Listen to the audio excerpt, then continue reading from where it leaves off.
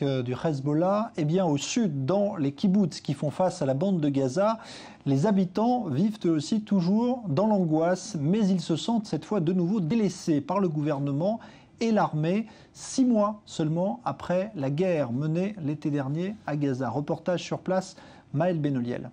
Qu'ils soient de Nirim, de Ein Hashlocha, de Nahal Oz ou encore de Kfar Aza, ils ont tous passé le dernier été au rythme des sirènes et des tirs de roquettes. 6 mois après la fin de l'opération Bordure protectrice, les kibboutz frontaliers de la bande de Gaza portent encore les stigmates de la guerre. Pourtant habitués au conflit armé, les habitants peinent toujours à reprendre une vie normale. Ce qui s'est passé pendant l'opération, pendant la guerre, a beaucoup affecté le sentiment de sécurité des habitants, et pas uniquement de ceux qui vivent en bordure de la bande de Gaza, mais de tous ceux de la région du Negev occidental. Beaucoup de familles ont quitté la région et ne reviendront jamais vivre ici.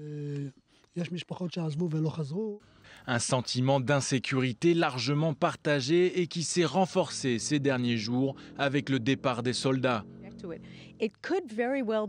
Bon, il se peut très bien que l'armée a toutes les infrastructures en place pour nous protéger. Mais le problème, c'est qu'ils ne communiquent pas avec nous, qu'ils ne nous disent rien. Ils auraient pu envoyer un représentant afin de nous expliquer pourquoi c'est désormais sans risque de retirer les soldats, histoire au moins de nous rassurer. En faction à l'entrée des kibboutz ou occupés à surveiller les alentours, cette présence militaire rassurait la population. Le sentiment de sécurité est parfois plus important que la sécurité elle-même. Et à 2 mois des élections, les habitants de cette région agricole d'Israël se sentent délaissés au profit d'autres populations. Nous souffrons notamment du fait que la grande majorité des ressources et des budgets sont consacrés non pas au Negev ou à la Galilée, mais aux implantations de Judée-Samarie. Historiquement à gauche sur l'échiquier politique israélien, les habitants des kibboutz changeraient progressivement de bord.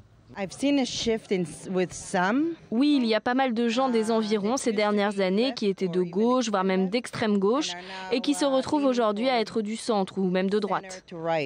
Vous savez, je suis très sioniste. Je suis venue habiter ici parce que je croyais dans ce pays et dans cette armée. Mais j'ai vraiment perdu la foi et je ne suis pas la seule. J'ai vraiment perdu la foi depuis cet été.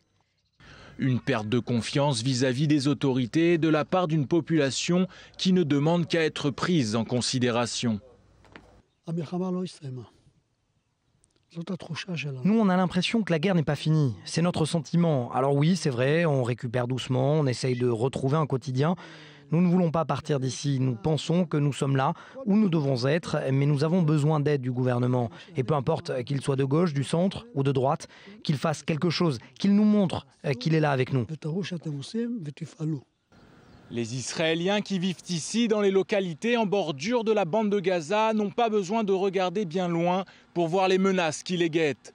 Et pour eux, peu importe qui remportera les prochaines élections, tant que le prochain Premier ministre se penche très sérieusement sur les problèmes que connaît la région depuis trop longtemps déjà. On va évoquer après.